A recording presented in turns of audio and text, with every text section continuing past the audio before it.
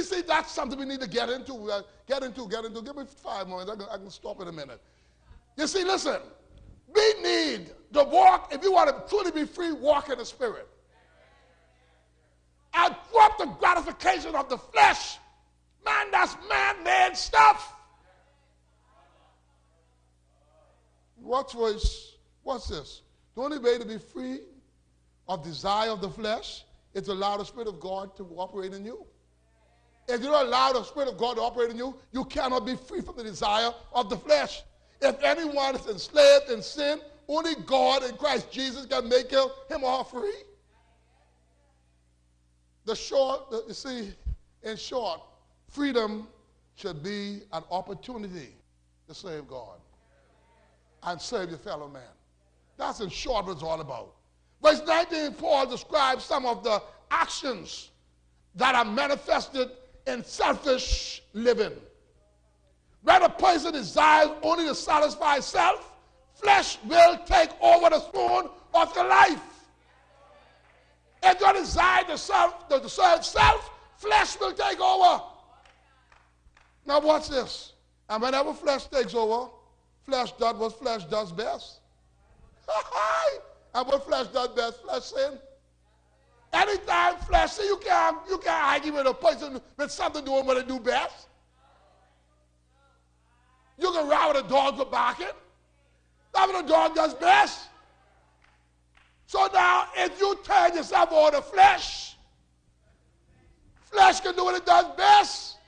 And what flesh does best? Flesh sin. Good God from Zion.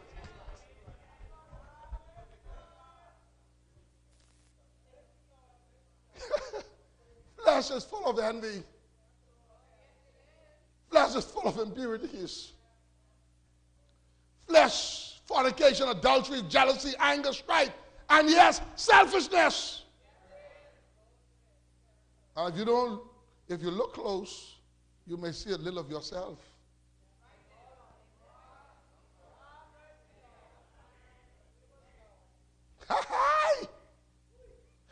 Indulging in some of these fleshly acts. Some of you, with your saved self, still have the spirit of anger.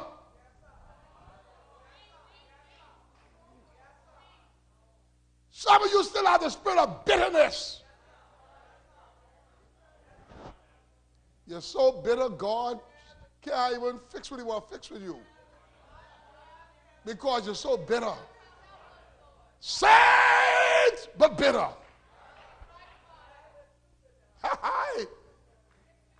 Saved, but angry. Man, you have to drop them spirits. That's only flesh. That's only flesh. When the spirit comes in, bitterness and anger goes out. Well, boy, I'm helping some folk up in here today. Those who use their freedom for serving others are described differently, though. You see, when you die to self and flesh, the spirit, the man of God, that occupy the throne of your life. But you have to first die to self and flesh. See, the decisions you make are not controlled by the things and the position anymore. See, when you're in flesh, things, position. Things, position.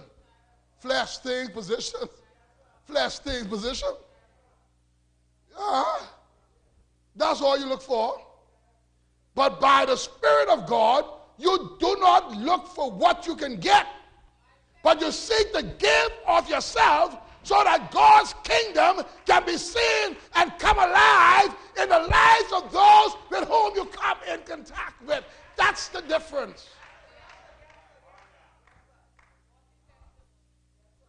See, that's why once you give yourself over to the Spirit of God, you don't have to do much, you know. You have to wait to stay in the flesh. Let me help you there. You have to wait to stay in the flesh. But when you walk in the Spirit, you don't have to do too much. Because when you're in the flesh and you're doing fleshy things, you got to wait to do them things, man.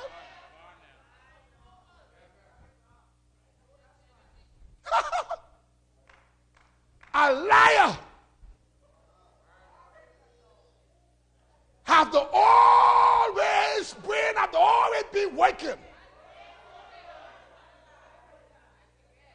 Because I have to try to remember what they tell Pierce. I have to try to remember what they tell Cartwright.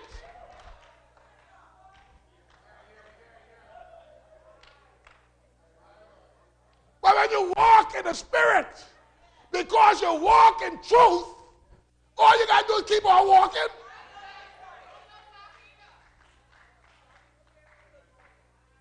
It's work to live in the flesh. You try to outsmart someone on a job, and you see being so foolish.